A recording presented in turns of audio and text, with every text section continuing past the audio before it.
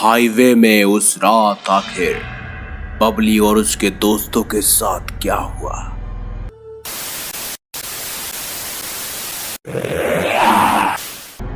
आप देख रहे हैं दिल्ली के रहने वाले 4 दोस्तों ने एक लॉन्ग ट्रिप प्लान की।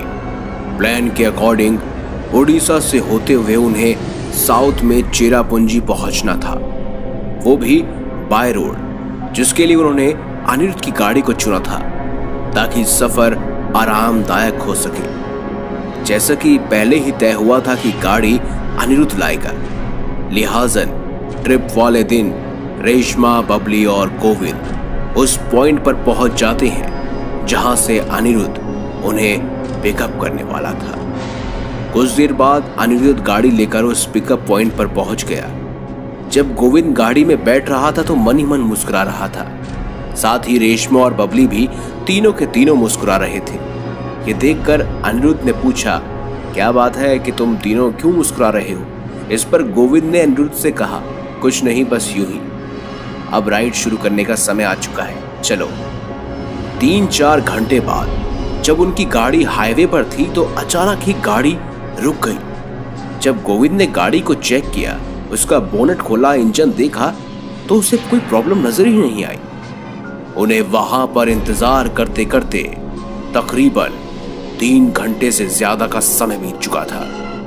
ना ही कोई आसपास नजर आ रहा था और ना ही कुछ दिखाई दे रहा था। इस पर रेशमा ने कहा कि उन्हें यहाँ पर फंसे हुए 3 घंटे से ज्यादा का समय हो चुका है। क्या वो सही रास्ते पर है?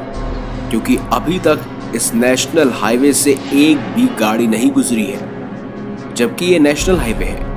इस पर गोविंद ने भी कहा कि बात बिल्कुल सही है, लेकिन अनिरुद्ध बार बार यही कह रहा था कि नहीं, हम सही रास्ते पर हैं। तभी बबली सड़क के बीचों बीच खड़ी होकर चिल्लाने लगी। उसके मुंह से शब्द निकल रहे थे कि इतना सन्नाटा क्यों है भाई। बबली ने इतना कहा ही था कि एक गाड़ी बहुत तेजी से बबली को कुचलकर आगे निकल गई। अनिरुद्ध, गोविंद और रेशमा, उन्हें पता ही नहीं चला कि ये एकदम से क्या हुआ। जब वो बबली के पास पहुंचे तो उन्होंने पाया कि वो अपना दम तोड़ चुकी है। उन्होंने उसे उठाया और गाड़ी में रख दिया। गोविंद ने अपने पिता को फोन कर उन्हें सारी बात बताई कि तभी गोविंद के पिताजी तुरंत ही वहां उनके लिए मदद के लिए निकल पड़े। इसी बीच गोविंद ने गाड़ी को फिर से स्टार्ट करने की कोशिश की। गाड़ी स्टार्ट भी हो गई। गोविंद ने गाड़ी को घर की ओर मोड़ दिया। वो लोग वापस ही आ रहे थे कि अनिरुद्ध चिल्लाते हुए बोला, गोविंद गाड़ी रोक। इससे पहले कि गोविंद गाड़ी रोकता, अचानक ही उनकी गाड़ी एक सरिये से भरे हुए ट्रक में जाकर घुस गई, जिस वजह से गोविंद की छाती में कई सारे सरिये घुस गए। उसी समय मौके पर उनकी मौत हो गई। पहले बबली और अब गोविंद की मौत। इन दोनों की मौतों से यह पता चल रहा था कि यह कोई सामान्य घटना नहीं है, बल्कि इसके पीछे कुछ और ही कारण है। रेशमा और अनिरुद्ध वहीं सड़क के किनारे बैठकर रोने लगे। उन्हें समझ ही नहीं आ रहा था कि उनके साथ ये क्या हो रहा है। तभी रेशमा रोते हुए बोली कि ये सब उस कुबड़ी बुढ़िया के कारण हो रहा है। उसने कहा था कि आज की रात हम लोगों की आखिरी रात होगी। ये सुनकर अनिरुद्ध बोला, कौन सी बुढ़िया?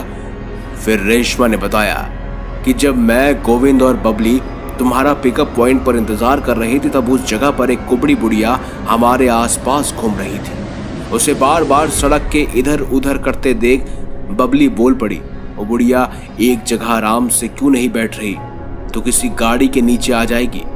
तो वो बुढ़िया बबली की बात पर बहुत ज्यादा गुस्सा हो गई थी और चिल्लाते हुए हमारे ओर आने लगी थी। और तभी गोविंद ने सामने पड़ी हुई सरिया को उठा लिया। उस सरिये को गोविंद के हाथ पर देखकर बुढ़िया घबरा गई और वहीं गिर गई। और इसी के साथ मैं भी वहां पर हंसने लगी और मैंने जो पानी पी रही थी वो उस बुढ़िया के ऊपर गिरा दिया, जिससे वो बुढ़िया और भी ज्यादा गुस्सा हो गई। जाते जाते बोली कि मैं अपनी काली जुबान से कह रही हूं कि ये तुम लोगों की आखिरी रात है। जिस तरह जैसे जैसे तुमने मुझे अपने अपने शब्दों से प्रताड़ित किया है, वैसा ही तुम्हारे साथ भी होगा। अनिरुद्ध ने उस समय रेशमा को बहुत सुनाया कि पढ़ी लिखी होने के बावजूद तुमने एक असहाय बुढ़िया का मजाक उड़ाया। सबसे पहले बबली, वो सिर्फ और सिर्फ इसी वजह से मरी क्योंकि उसने उस बुढ़िया को बोला कि एक जगह बैठ जाओ, और जबकि बबली बीच रोड में खुद गई जिस वजह से उसका एक्सीडेंट हुआ। वहीं दूसरी तरफ गोविंद ने वो सरिया उठाया था उस बुढ़िया को मारने के लिए, और ऐसे में वो सरिया ही उसकी मौत की वजह बना। दोनों बहुत घबरा रहे थे। वो यही सोच रहे थे कि कैसे न कैसे करके बस ये रात कट जाए। अगर आज की रात सुरक्षित रहना है तो उन्हें मंदिर के आसपास रहना होगा। वो अपने आसपास मंदिर को खोजने लगे। तभी वहां पर रास्ते में चलते हुए उन्हें एक मंदिर दिखाई दिया।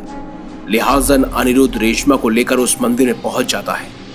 वहां पहुंचने के बाद दोनों की आंख लग गई। जब रेशमा की आंख खुली तो सवेरा हो चुका था।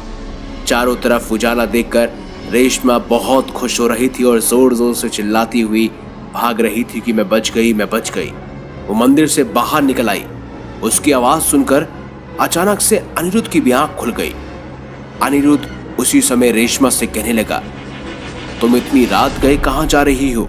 मंदिर से बाहर मत निकलो क्योंकि अभी तो खतरा टला ही नहीं है। रेशमा ने अनिरुद्ध की बात पर ध्यान नहीं दिया। उसने पाया कि अभी सच में रात हो रही है। जैसे ही वो वापस मंदिर की ओर भागी कि अचानक से जमीन में पड़ा हुआ पानी जिस पर उसका पैर फिसल गया और वो जमीन पर गिर पड़ी, और अचानक ही उसे किसी ने पीछे खींच लिया।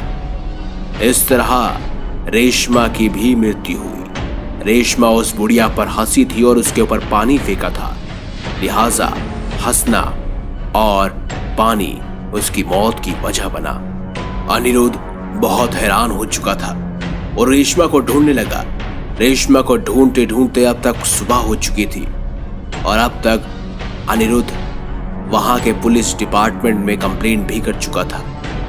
छानबीन के बाद रेशमा की लाश गांव के एक तालाब में पड़ी हुई मिली। अनिरुद्ध उस दिन इसीलिए बच गया क्योंकि उन तीनों के साथ उस दिन अनिरुद्ध नहीं था। उसने उस बुढ़िया का मजाक नहीं उड़ाया था। लिहाजन बबली, रेशमा और गोविंद, इन तीनों ने जिस जिस तरह से उस बुढ़िया का मजाक बनाया वैसे ही ये उस मौत का शिकार भी हुए। हमें जाने अनजाने में किसी का भी मजाक नहीं उड़ाना चाहिए। न जाने किसकी दुआ या बद्दुआ हमें कब लग जाए। अगर वीडियो अच्छी लगी है तो लाइक करें, चैनल सब्सक्राइब करें और ज्यादा से ज्यादा शेयर भी करें। देखते रहिए